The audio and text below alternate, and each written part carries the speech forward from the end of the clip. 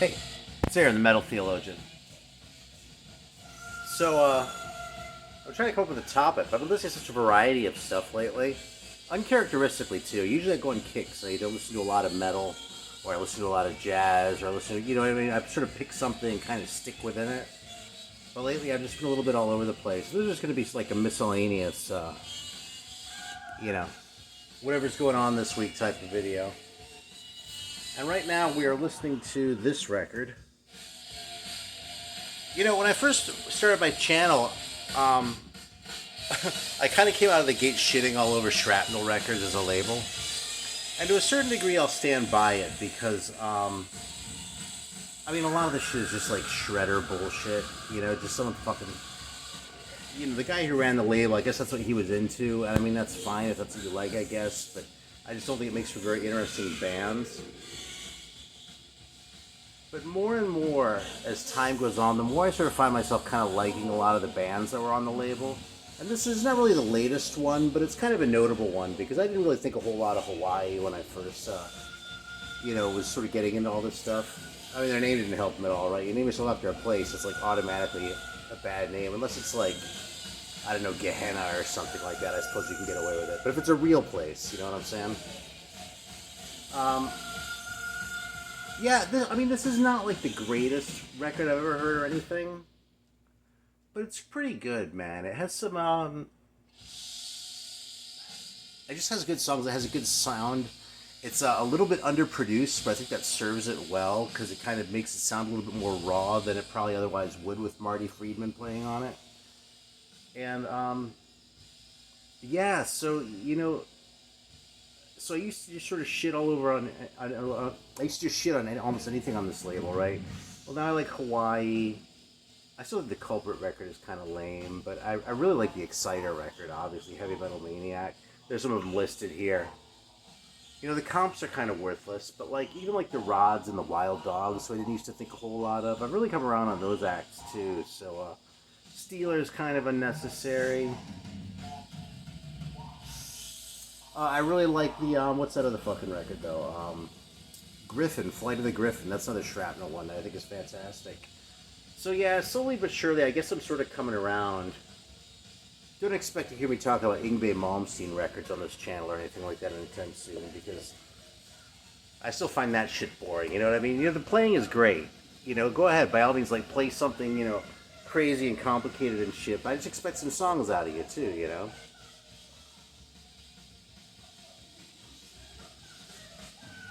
Alright. Also, before we get into sort of the miscellaneous shit, there's a band I want to hype a little bit. So here in Charleston, last weekend, Interceptor played. It was actually an album release party. The album is out, I guess, digitally. It's going to be out in a little while, in a month or two, once they have the shit pressed up. I don't know exactly what the schedule is. I kind of don't give a shit. I just went ahead and pre-ordered it, you know. But anyway, they were playing with a few other bands, and there's one that really struck me, man, and that was this band, Herakleion. I'd never heard of these guys before. They're from New Orleans. I actually got this record at the show. I'm just going to go ahead and fire this up for a couple minutes. I believe this is their first release. It's an EP, so they get points for putting out an EP, because we all know, you know, you don't want to put out 40 minutes of music when you only have 20 minutes worth of ideas, right? I'm not accusing them of that. I thought their whole set was pretty fantastic. But, you know, I'm all for sort of paring it down and, you know, putting your best foot forward. So, yeah, I'm just going to fire this up for a minute. Like, the hype sticker says, it calls it, it's ripping death thrash. And, that's not untrue, right? But I feel like it's a little bit misleading because, I'm going to start on the second side. Cryogenic Death is the first song title. How about, I mean, how can you argue with that shit? I really feel like these guys are definitely more sort of on the thrash side. Like, there's some death metal stuff in the way some of the riffs are written and that sort of thing. And sort of an influence in the vocals, too. But more than, like, death metal, I feel like it's more sort of on the Testament end of, like, the thrash spectrum. You know what I mean? As far as, like, the harder stuff goes. The musicianship is definitely there, you know? This is the song that won me over, actually, at the show. This is like their second song in the set, and I was like, okay, this is fucking fantastic, man. So See, it really has sort of that thrash chug there, you know? And the vocals are kind of growly, but for the most part, it's not really like a death metal growl. It's more like a Chuck Billy sort of growl, you know what I mean? That's sort of what I'm getting at here. And every so often there are little flourishes in that you'll hear that are definitely more sort of death metal influence. But overall, this works a lot more on the level of like a, you know, like a heavier thrash record, you know? Which is more like what I dig these days anyway, you know? I mean, I like my death metal. I'm not shitting on death metal, but, yeah, these guys just hit the spot exactly right for you, man. So, yeah, Herakleion. And again, they're from New Orleans. You gotta love a band that's from the South, right? I mean, I suppose Tampa, during the death metal area, being a big exception. But otherwise, we're not very well represented. So, hey, man, it's a three-piece band, too. You gotta dig that. Yeah, so I'll just let this run for a couple minutes, man, because the song's just fantastic. There's an insert in there, too. And I don't know how big a run of the record was, but I'll try to remember to leave a link in the description if you're interested in checking it out. But yeah, it's not like it's a fucking $50 record or anything either, you know?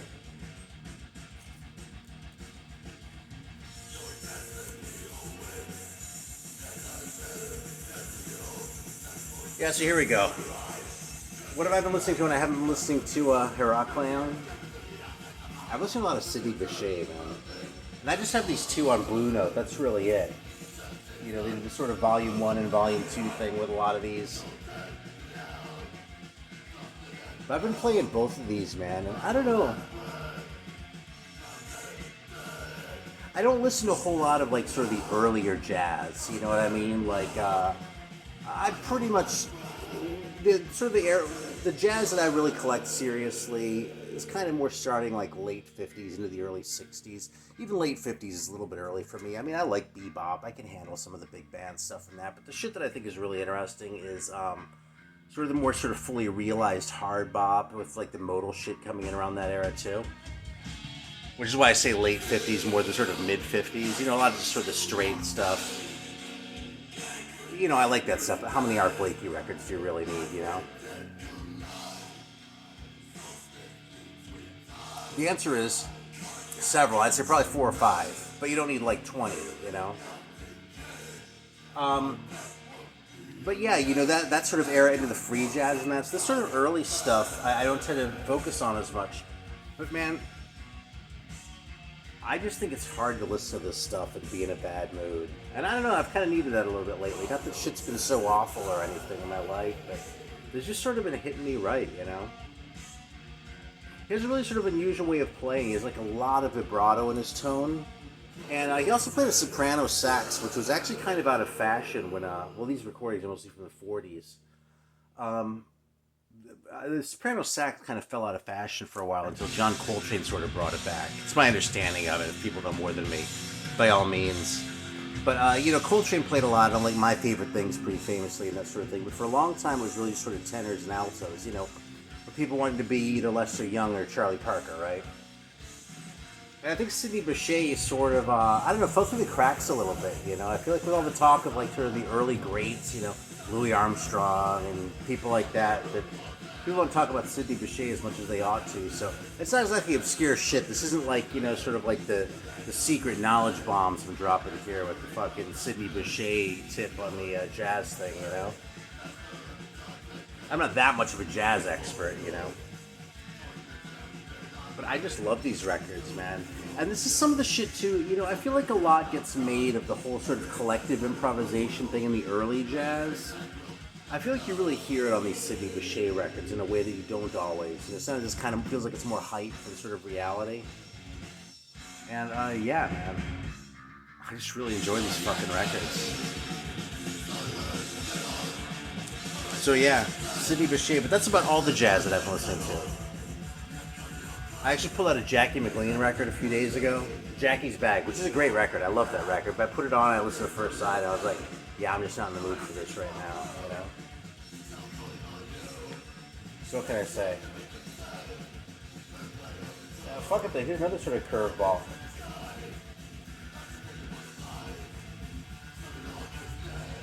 I listened to a little bit of Sons of Arqa again. It's kind of been a while, you know?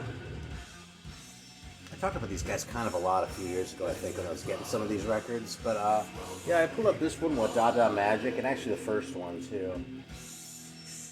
Revenge of the Mozabites. I think that's how you say that. I don't fucking know. And these guys, you know who I'd recommend these to is if you dig reggae, like that sort of vibe, that sort of groove, but you're not necessarily completely hung up on like the specificity of the. This isn't making any sense the way it's coming out. Okay, what these guys do is they'll have like a really sort of heavy bass as sort of the foundation, and you know, sort of a laid back beat, sort of like the reggae, but then they'll do all sorts of other shit on top of it. And some of it sort of falls within the reggae paradigm, but this is not a reggae record. It just sort of uses some similar idioms and kind of goes into a different direction with them, you know? And, there tends to be a fair bit of sort of, you know, folk from around the world. They used a lot of, like, Indian instruments. There are a lot of tablas on these records. Some of them have some, like, sitar and shit like that, too.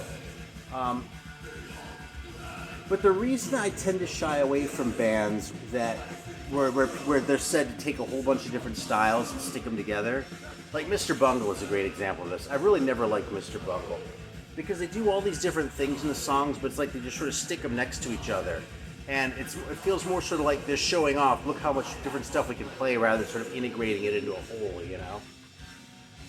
I always think of Bananas when I'm talking down Mr. Bungle because he's like their biggest fan. So, shout out to Mikey Bananas and Grown Man Record Night. But yeah, I'm still not sold on Mr. Bungle. I'm not quite buying what they're selling. Anyway, the Sons of Arqa, I like those sort of those elements, those sort of gel into a whole that makes more sense. You know, it's a hard group to describe, but it's not a hard band to listen to because they really sort of settle into a groove that's really sort of enjoyable. You know. And they're doing all these sorts of different things. They might throw a little Celtic something in here and a little Indian something in over there. But it doesn't feel like they're just throwing the shit in to show off. It actually sort of contributes something to the whole, and it doesn't break the groove and sort of the flow of the album, you know? Yeah, it's funny. This is one of those bands that I got into when I was like in my early 20s, maybe late teens, early 20s. And I sort of forgot about them for a long time, partially because I had just the shit on CD, and like I figured finding on record was going to be hopeless before the internet age. So put that in your pipe and smoke it, everyone who pines for the pre-internet days as far as the shit you're able to get your hands on. I never thought I'd be holding Sons of Arqa records in my hands when I was 20. Anyway, I sort of got curious again, just sort of because I got interested in a few other things. I don't know, some phase I was going through a few years ago, and I wanted to check them out again. I was half expecting it to be like, this is just some pretentious bullshit I was into when I was in college, probably. I might just be embarrassed by this shit. And, you know, it wouldn't be completely without foundation to level that at it. But again, these records just work. They just sound really good. They establish a groove that's really their own. And I really respect them for that. And, I think it's mostly one guy, incidentally. It's Sons, plural, with a U, like Sonny, I almost said Sonny Rollins, like Sonny Murray. But yeah, it's an interesting band if you've never heard them before. Definitely one of those bands that's worth a listen, even if you end up hating them. I don't think you'd regret having listened to them, you know what I mean?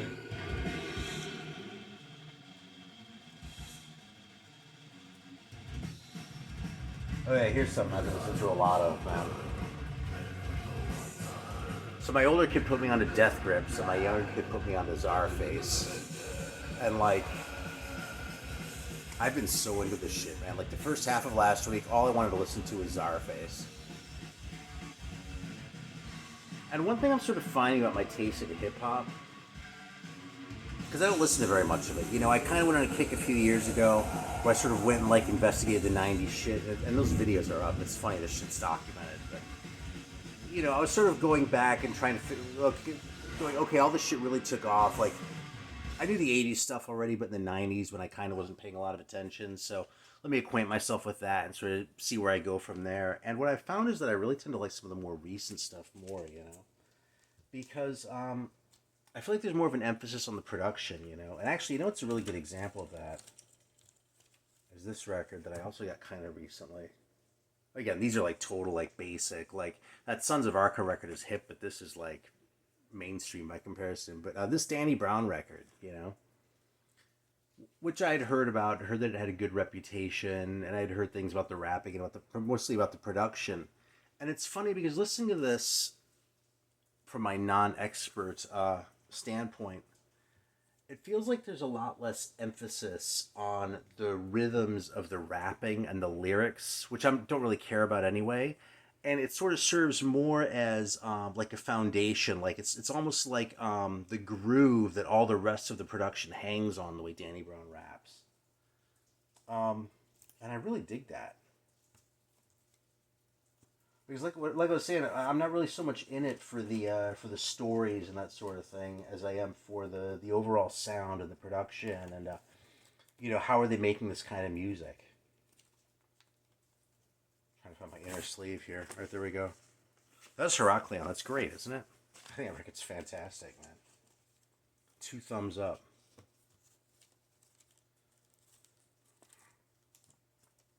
Now I gotta find something else to put on while we're talking about this other shit here. So, oh, here, let's fire this one up. This is one that I've sort of, the iron was hot, and so I struck and grabbed this one. This one hasn't really completely sunk in yet, so. It's a thrash band, though. Apparently they're from Chicago. And this is 89, which is a little bit late, but they're called Ambulance. And, that's a pretty bad name. What is that? What the fuck is that supposed to mean? Like ambulance, only they didn't spell it right or something? It would still be a shitty name, right? But that cover kind of made me realize, like, yeah, maybe I'm just being a dick. And maybe I should forgive them for the name because they made up for it with the quality of their cover design. Yeah, so I'm relatively new to this guy. There are probably other people in the community who have, like, hyped this record up a whole bunch. And I'm just behind the curve here. But this is just like a really solid thrash record in my estimation. Honestly, between the name and the fact that it's on New Renaissance, I was expecting this to be a lot shittier. Because New Renaissance was kind of the bottom of the barrel when it came to like the thrash labels in the late 80s. Not that there weren't good bands on New Renaissance, because there totally were. But it kind of felt like, beyond a certain point, it sort of felt like, I feel about New Renaissance the way some people feel about Mausoleum. They're sort of like, oh, okay, that's where he ended up. I think I know what to expect. You know what I mean?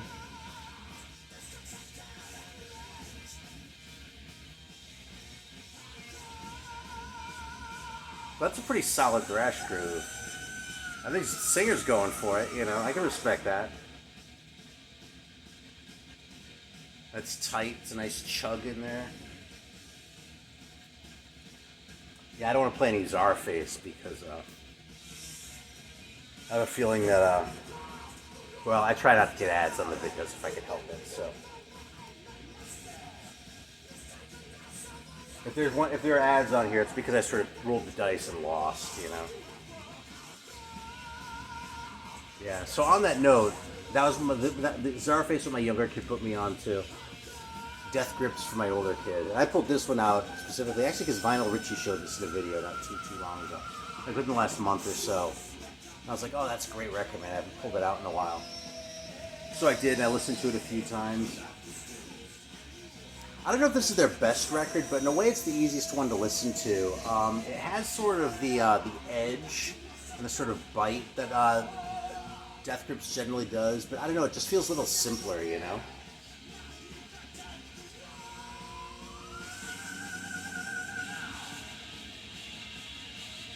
Yeah, my favorite record is probably still No Love Deep Web by these guys. But this one's really good, man. Death Grips is still fucking fantastic, man. Like, this is the shit that I find myself coming back to over and over, you know what I mean? Like, oh,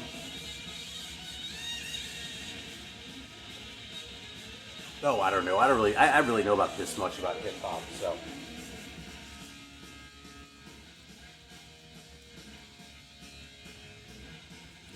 I like this band again. This is Hombre Humano. And this is like sort of like psychedelic stoner rock.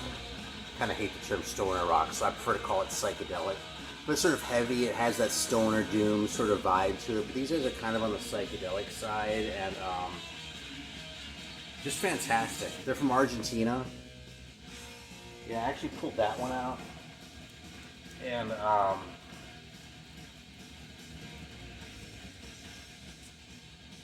This one. I mean, what can I tell you about this record that the cover doesn't tell you, right? I know what I can tell you. I can tell you they're from Argentina. Like, you shouldn't need that to seal the deal when it looks like this, but hey, you've got it. Yeah, awesome record. Another sort of genre that I'm relatively new to, or don't consider myself all that well acquainted with, you know? But, I sure as hell love the shit coming out of Argentina. And a lot of the shit coming out of Sweden, but I haven't been listening to as much of that stuff lately, so I'll leave that to one side for now.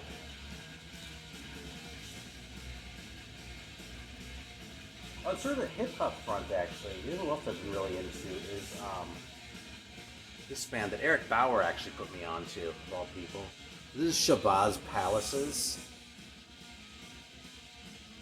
And this is another one where I feel like they sort of strike a groove that sort of lasts through the whole thing, and it's kind of low-key and understated, but there's a lot going on inside the grooves, you know?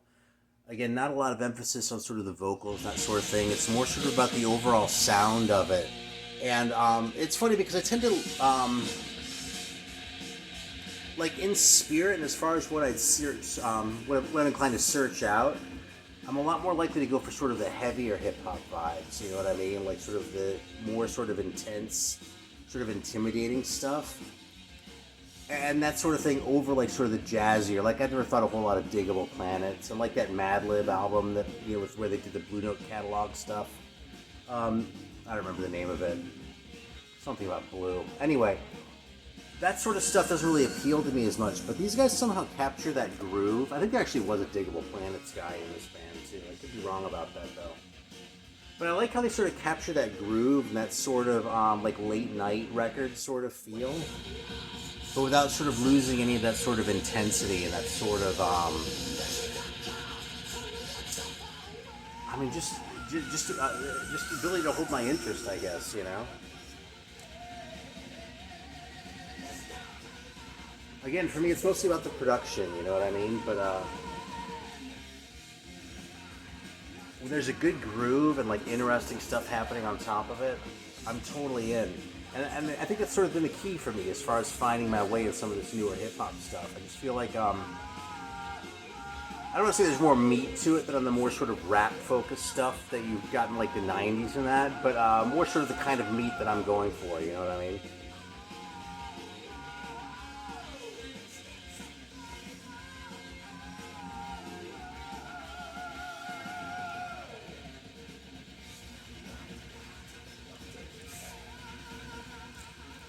See what else we have to show here. What else can we talk about?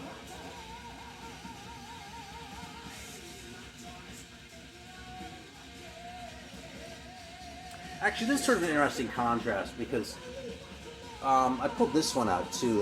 This MF Doom. This is the only MF Doom I have. Although my kid has a few others, so I've heard more than just this one. I feel like MF Doom's stuff is similar to the Czarface's stuff, but relatively speaking, there's more emphasis on the rapping. They're doing a lot of the same things, but somehow the production sort of comes out more in front on the Czarface records, and the rapping comes out more in front on the MF Doom record, you know?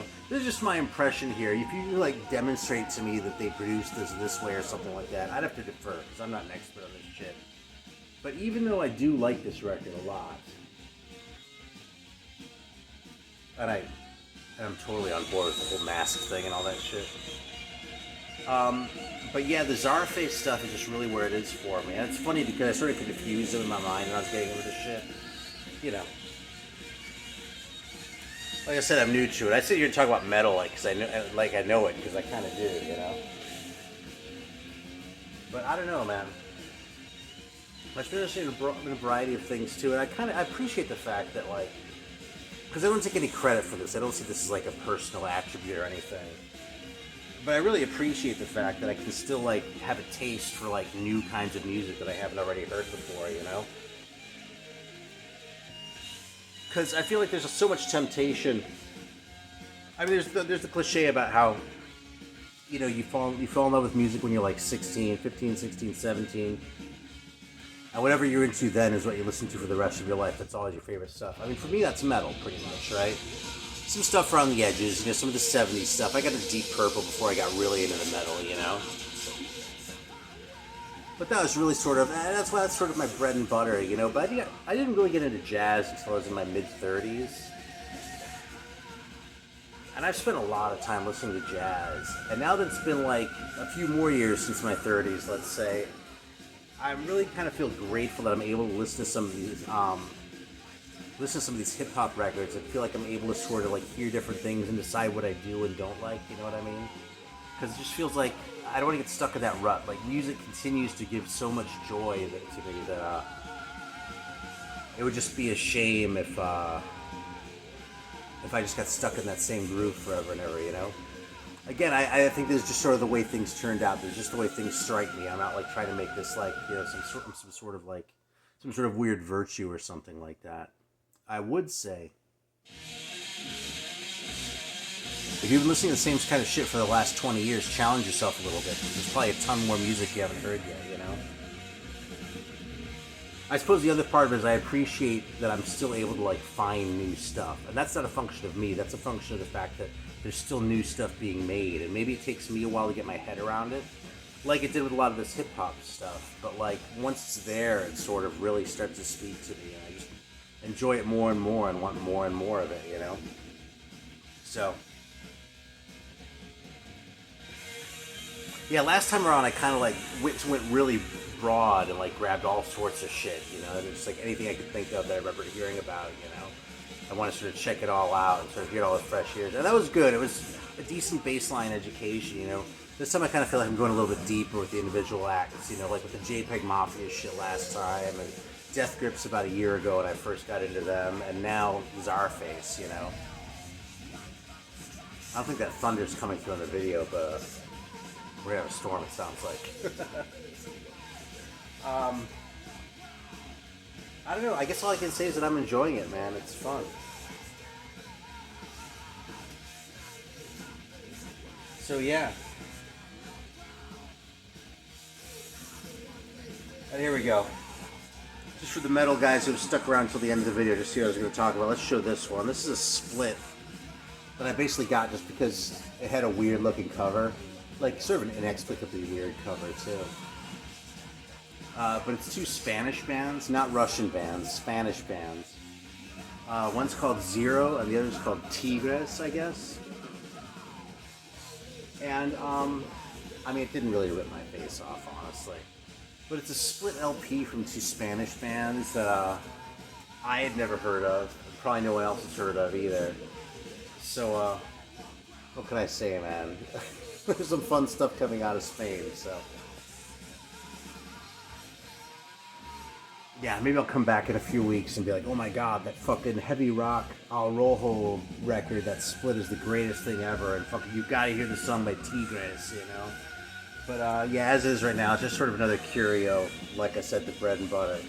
The shit that I can sort of come back and put on any time and totally dig it. So. Alright, well that's about it, really. Yeah, I could keep going, man. I was listening to some of the Jesus music last time I was on here, too. I have this record sitting here. It's another great one, right? Or this guy. And it's funny because these have that sort of like hippie-ish aspect to them, these Jesus music ones. These early 70s ones. So I should pull out a couple Grateful Dead records. But those didn't quite scratch the itch the way I was hoping they would, too, so... Dude, it just cracks me up, man. Where you've got fucking Bible verses going with each of your songs. I mean, come on, man. Good shit. Alright, well, that's about all I've got to say today. Thanks for watching, though. It's a little bit of a mess this time. But, I'm afraid if I spent any more time trying to come up with a topic that was, like, make sense, it would just be another fucking week before I made a video. So, thanks for watching. I always appreciate it. And, yeah, I'll see you next time.